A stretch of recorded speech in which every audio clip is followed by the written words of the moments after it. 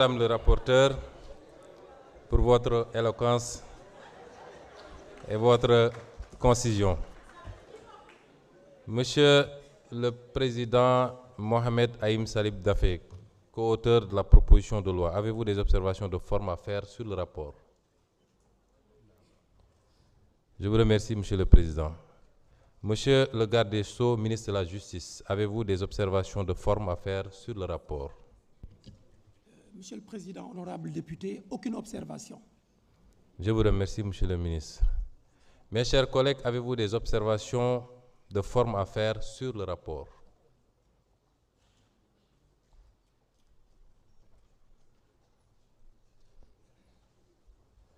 Je vous remercie. La discussion générale est ouverte sur les conclusions de la Commission. Quels sont ceux qui demandent à intervenir? Je vous ai donné le temps qu'il faut, personne n'a réagi. On passe sur les rappels au règlement. Vous avez raison, vous avez la parole pour 5 minutes.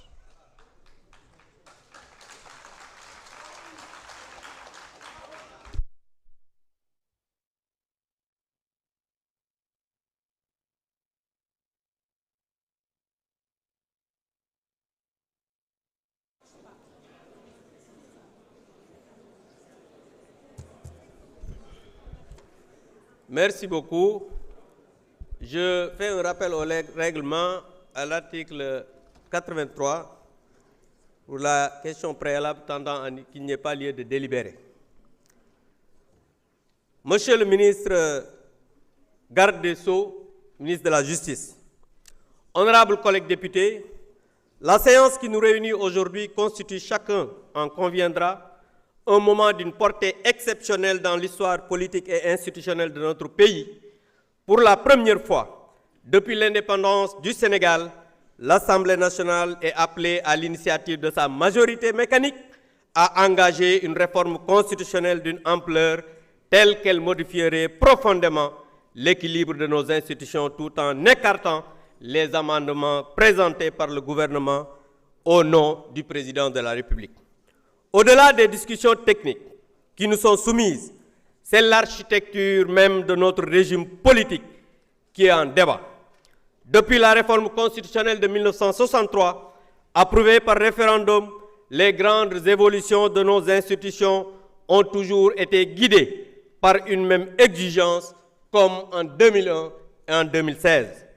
Lorsque les fondements du pacte institutionnel sont en cause, le peuple sénégalais, seul détenteur de la souveraineté nationale, est appelé à se prononcer. Or, les réformes qui nous sont proposées aujourd'hui conduiraient à un profond déplacement du centre de gravité de nos institutions.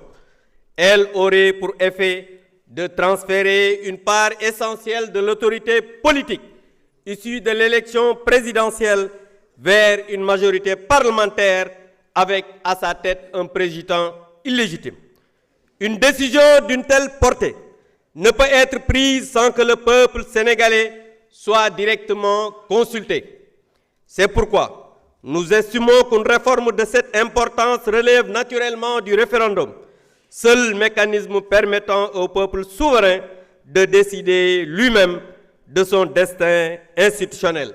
Honorables collègues, les décisions que nous prendrons aujourd'hui dépasseront largement le cadre de cette législature.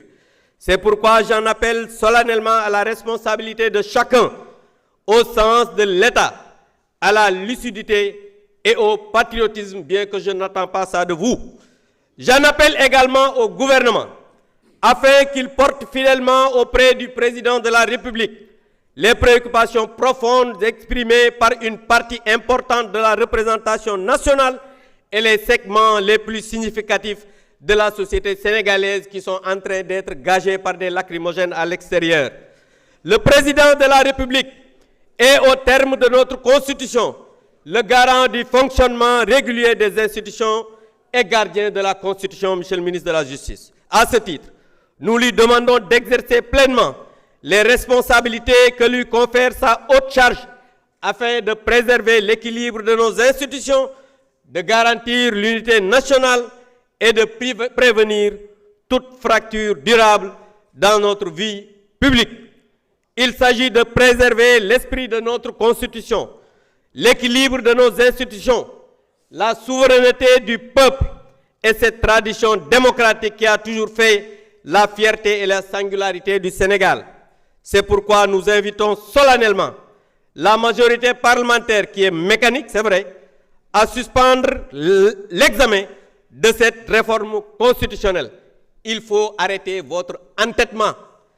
Nous appelons au président de la République à ouvrir dans les meilleurs délais des concertations larges qui vont inclure toutes les composantes de la nation. Pour notre part, notre choix est clair. Nous faisons le choix de la concertation plutôt que de la confrontation. Le choix du consensus plutôt du passage en force. Le choix de la République plutôt que ses intérêts partisans.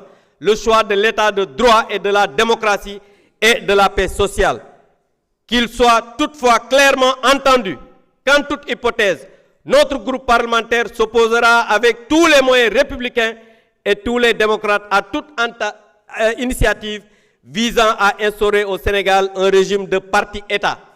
Parce que vous n'êtes pas des démocrates, vous êtes des fascistes, vous vous entêtez à vouloir passer en force. Donc je demande qu'il n'y ait pas lieu de délibérer. Je vous remercie.